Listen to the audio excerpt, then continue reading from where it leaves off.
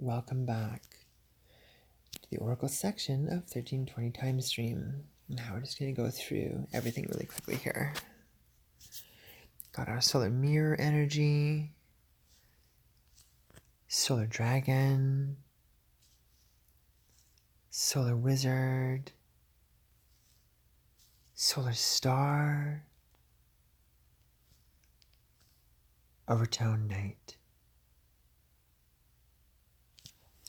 So, starting in our analog, in our helping power, our Solar Dragon. How does the Solar Dragon show up today?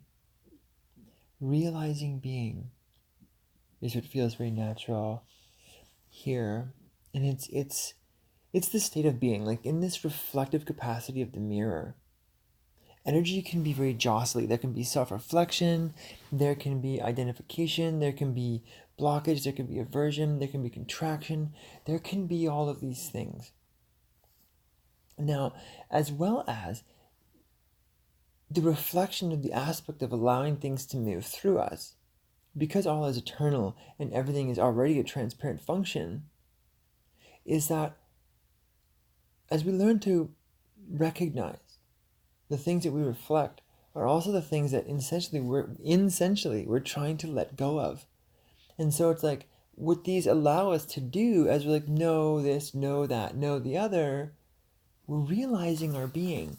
All these reflections in the pulse and the way it shows up allows us to really look at who we are. Truly, truly who we are. Maybe we react in a certain way. Okay, we react, but that doesn't make you that reaction. Say you spoke loudly, or you said something that is very unlike you, and you didn't feel good about that. That's simply just that. It's a motion of energy. And we don't have to reject that we did a thing, or we don't have to reject that a thing occurred. As we check inside, what becomes more and more present is simply the resonance. There is a vibrational key, a tone to our authenticity, to our natural being. And I feel the dragon is really helping us nurture that, really helping us say, hey, yeah, to ourselves. Hey, yeah, to the being that is within us, that is still budding, that is still growing, that is still becoming. And as that takes, on the many shapes that it does, and other energies show up in it, like a world of things that, happen once you step out your door, and there's little you. But that little you is profoundly important, profoundly special. And you've been given a chance to be here. You've been given a chance to participate, to offer your own treasure to this world, to offer your own gift. And so I feel this is what the dragon is helping us say today, is how to really realize our being.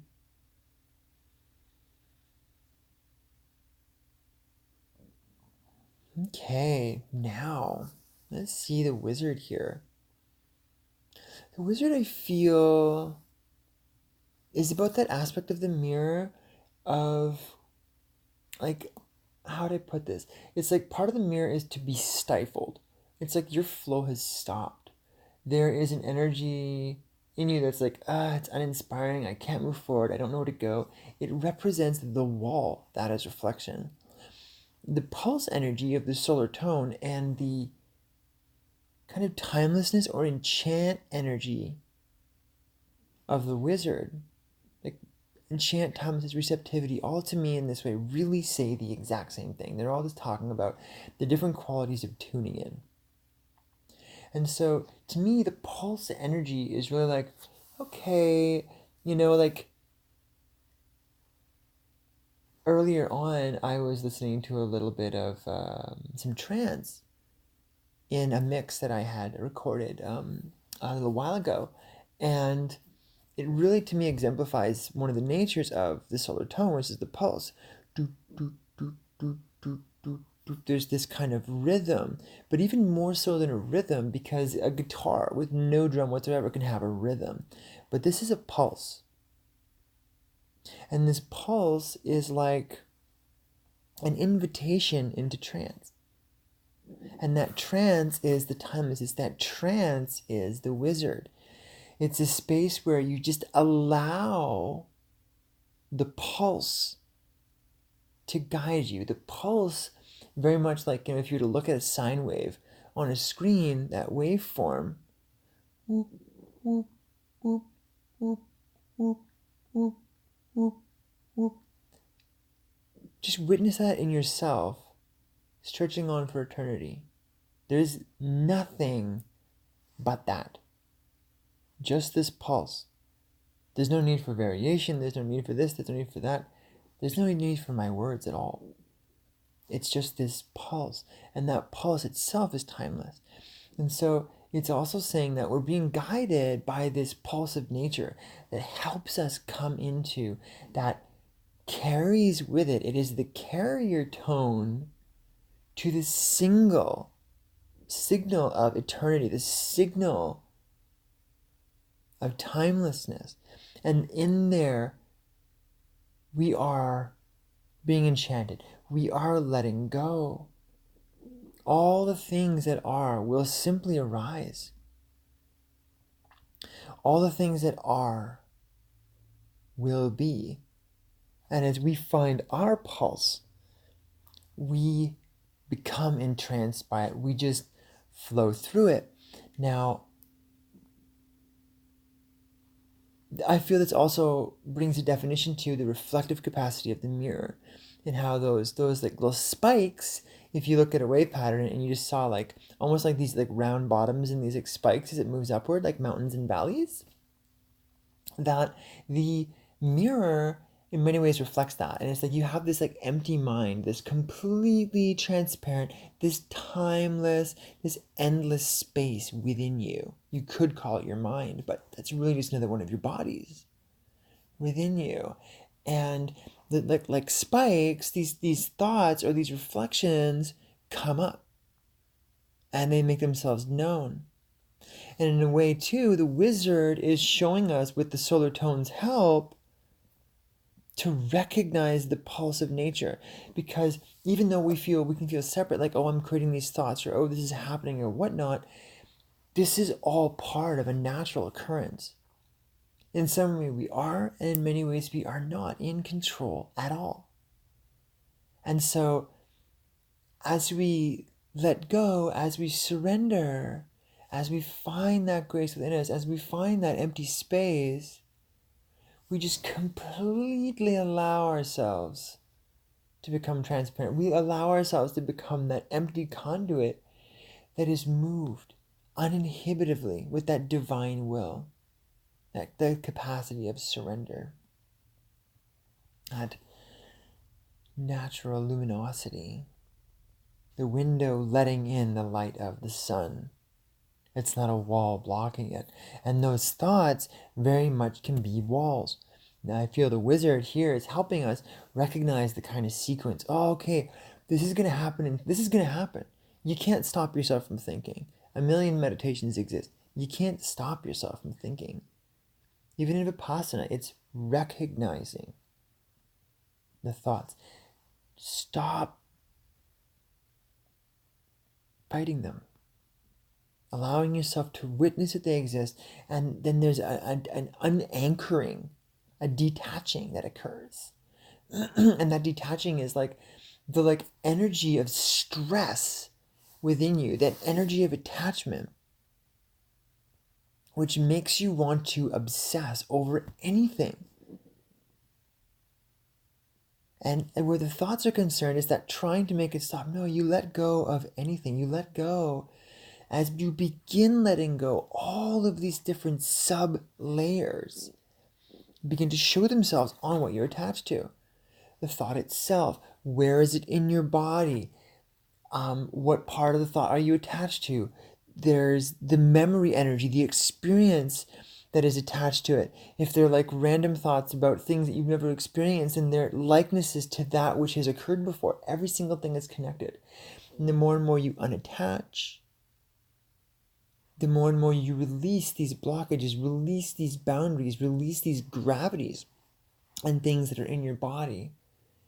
And it's really a simple process. And the more and more we just show up, because it's that pulse rhythm, we're going to become totally entranced by it. And it becomes easier and easier and easier. So I guess this will bring us to this star. And I feel this, if in that kind of formulating energy, when we're intending elegance. And as we're doing this, we're like, okay, I got this, I got this. And as you got it, you simultaneously don't got it. You're going to rise, you're going to fall. And your attachment, even your attachment or your unattachment to attachment or your attachment to unattachment. We're always going to find ourselves in the midst of a contradiction whilst we're in this duality. This does dissolve and completely end in transparency in the fifth dimension when our references are no longer spatial and we are an existential, fifth dimensional, spherical, non-polar, non-objective, which we are right now. Though this aspect is not referencing the body as a separationalism, that the body has a definitive relationship with the external reality, and therefore the external reality and the body are the same thing. All the different layers are relative to the functions of each other. Each function is a divine shape reflection of the quality of the other layers of vibration. It's all just layers of vibration of a single sphere that you could say stretches out all the way into infinity. And then all the different bodies we can name are just, all the different aspects of how we can recognize ourselves connecting and being sensitive to the senses that we develop within them. And so the star is like, wow, like the elegance and beauty of it. To me, that's what the star is in today. Even though there's the art aspect, the painting, the artistry, to me, the star is like the delicate light. We're not forcing it. Very much like the moon in the storm, how one's like the moving torrential water and one's the still water. With the sun and the star, one is like the intense, brilliant light, and the other is like, yeah, I'm here. I'm like the light of tenderness. And it's not the moon, because the moon is the reflection of the sun. No, this is a sun. It's a distant sun.